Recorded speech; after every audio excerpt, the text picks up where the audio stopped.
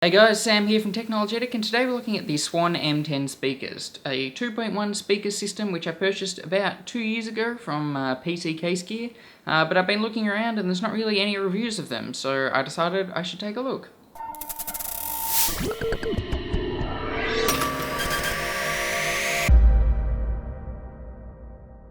So we'll start off with the design of the Swan M10 speakers.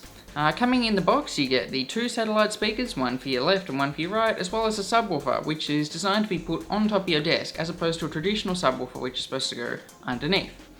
I opted for the black model. There's also a white model available, and the black one contains, obviously, black speakers with a little cream kind of colours to offset the black. So within the actual speakers, like inside where the actual speaker is a green colour. It's the same on both satellites as well as the subwoofer. What we have is each of the speakers, they have a glossy front on them and then a wood kind of surrounding enclosure.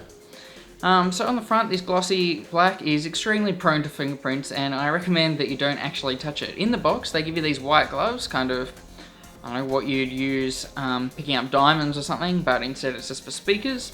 And you use them to basically put your speakers into position, and hopefully you don't have to touch them again. Inevitably, in the last 2 years, I have touched them, so there are a few fingerprints on the front, but you can wipe these off with a microfiber cloth. And then on the top and on the sides, you've got this kind of traditional speaker wooden enclosure thing, painted in black, and this is also very susceptible to dust. In terms of the actual space of the speakers, the satellite speakers are very small. You look on the website, and when you buy them, you think they're kind of going to be bigger than they actually are. But that doesn't necessarily detract from the product, they're just smaller than you'd think. And then you've got the subwoofer in the middle, which is actually quite large. Has a big speaker on the front, like an actual speaker that moves back and forth, as well as another hole just for the air to come out for the for bassy frequencies.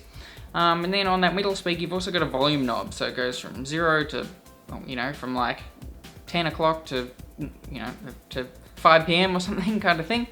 And then behind that, so that knob's silver, and then behind that it's all blue, like a blue LED. Now, if this annoys you, I've read people online that have actually disconnected this blue LED. Mine's just behind my monitor. While blue doesn't really go with my whole setup going on here, you don't really see it, and it's not really that much of a big issue. So in terms of connectivity of this speaker, all the main input and output is done from that center subwoofer.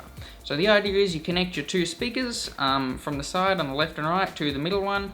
They plug in just via RCA cables coming like soldered into the speaker and coming out of the speaker, and then that allows you to plug it into the center unit.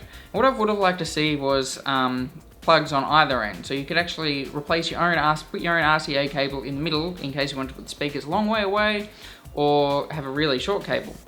I guess if you want to still extend it, you could get an extender to put on the end of that, but it would have been nice to see that extra feature, I guess. In terms of inputting into the speakers, it's just another RCA, left and right, white and red plugs, and it comes with two different cables. It comes with just an RCA to RCA cable, and it also comes with RCA to 3.5mm, like for an iPod or a computer or something.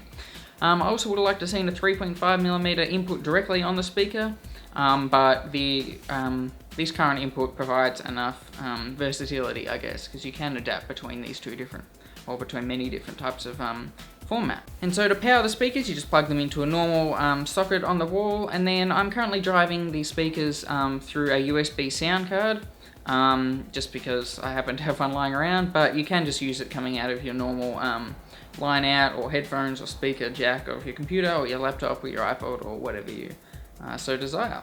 So sound quality is the most important reason, and I guess the main reason why you would pick up some speakers.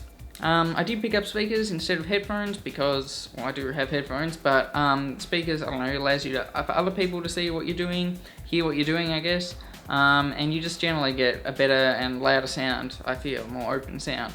So with these speakers specifically, despite their small size, they are very loud. If you turn them up to their fullest volume on both the subwoofer with the volume there, as well as from your computer or whatever source you're using, you can hear them, or I can hear them all around my house. So they're very loud. They have a very flat frequency response, so they're good for monitoring, I guess, when you're doing recording or video editing or whatever. You want like a flat frequency so you can compare, so you can hear kind of an average sound of what other people with different frequency range speakers would hear kind of just averagely.